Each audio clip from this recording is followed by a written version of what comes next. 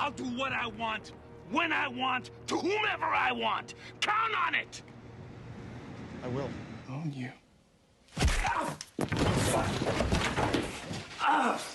Good day and good night. Welcome to the High and Low Retrospective, where we dissect the shows that carved out a lasting impression, leaving a mark as deep as one of Dexter's meticulous cuts, whether they were blink-and-you-miss-it cult favorites or long-running cultural phenomena. Today, we're diving into a Showtime juggernaut that had us rooting for the bad guy at a time when anti-heroes were just starting to become TV's favorite flavor. We're talking about Dexter, the show that made us question if it's ever okay to cheer for a serial killer, and why, after a meteoric rise, it stumbled so hard it nearly erased its own legacy.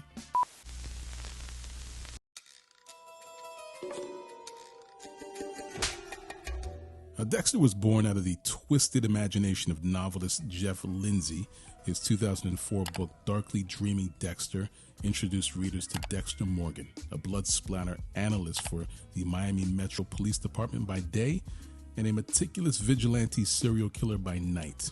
Dexter isn't your typical killer, though. He lives by a strict moral code instilled by his adoptive father, Harry, a cop who recognized early on that Dexter had homicidal tendencies. Instead of trying to cure him, Harry channeled those urges toward eliminating those who, quote-unquote, deserve it. Showtime saw the potential in this morally complex character and brought him to life on screen, along with the series showrunner Clyde Phillips, series developer James Manos Jr., who had previously won an Emmy for his work on The Sopranos, adapted Lindsay's novel and gave Dexter a rich, multi-layered world to operate in.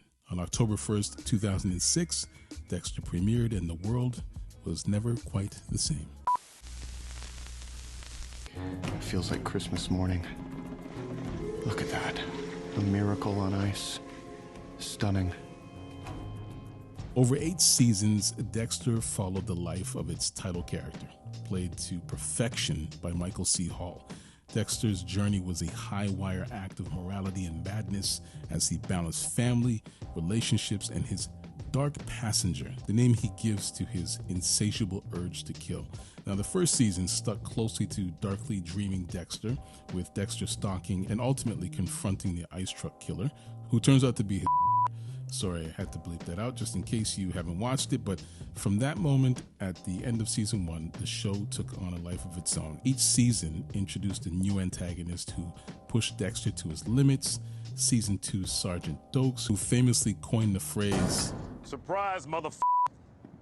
Season 3 is Miguel Prado, played by Jimmy Smits, a tragic reflection of Dexter's own desires. And of course, Season 4's Trinity Killer, one of the most terrifying villains to ever grace television, played chillingly by John Lithgow.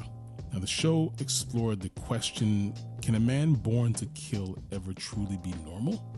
Well, Dexter's attempts to a normal life with Rita, with his kids, and later with Hannah were doomed by his nature, and yet we couldn't look away. Now, if Dexter had ended after season 4, we'd be talking about it as one of the greatest shows of all time.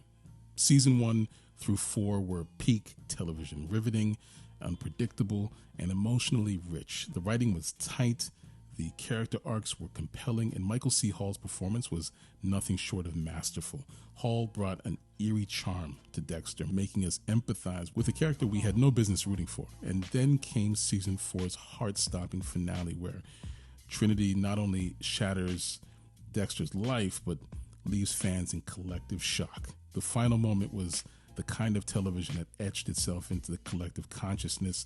It was Dexter at its finest, and if the show had ended there, it would have been immortalized as a masterpiece.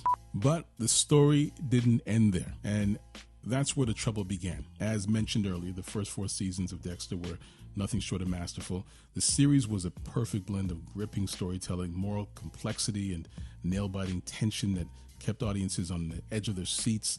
Much of this success can be attributed to original showrunner Clyde Phillips, whose clear creative vision guided the show through its golden era. under Phillips' leadership, Dexter carefully explored the protagonist's internal struggle, balancing his carefully cultivated facade of normalcy with his darker urges. Seasons 1 to 4 built toward an unforgettable crescendo, culminating in a moment that forever altered the show's trajectory. However, following Phillips' departure after season 4, Dexter began a slow and steady decline. While the subsequent seasons introduced intriguing concepts, they lacked the same narrative focus, emotional depth, and tension that had defined the show's earlier success. New showrunners struggled to maintain the delicate balance between Dexter's dual life and the mounting consequences of his actions. The plot became unfocused, introducing new characters and storylines that often felt like distractions rather than meaningful developments. The villains lacked the gravitas of Trinity or Miguel Prado. I said Prado, I meant Miguel Prado. Dexter's moral dilemmas started to feel repetitive, and his relationship with his sister Deb that took an uncomfortable turn. And it alienated fans, to be honest. Many fans and critics have speculated that the departure of Clyde Phillips was the turning point where Dexter lost its narrative momentum, leaving behind a creative void that was never fully filled. By the time the show limped toward its original conclusion in season 8, disappointment had reached a boiling point. After years of tension and anticipation, viewers were met with a finale that felt toothless and cheap. Anyway, fans were just disappointed. They were angry. It felt like a betrayal of everything the show had built up, leaving Dexter's story unresolved and fans with more questions than answers. But here's the thing about Dexter. Even after that disastrous finale, people couldn't stop talking about it. The show had built such a loyal fan base that Showtime knew there was unfinished business. So in 2021, nearly a decade after the original series ended, they brought Dexter back with Dexter New Blood. Set years after the original finale, New Blood gave Showtime a chance to right the wrongs of the past. Dexter, living under a new identity in a remote town, tries once again to suppress his dark urges. But, of course, trouble finds him. The limited series was better received than the final seasons of the original show, offering a more satisfying conclusion to Dexter's story. It wasn't perfect, but it was a much-needed course correction. And it was successful enough for Showtime to follow it up with the prequel series in 2024 titled Dexter: Original Sin. Look at Dexter getting his own universe. Good for you.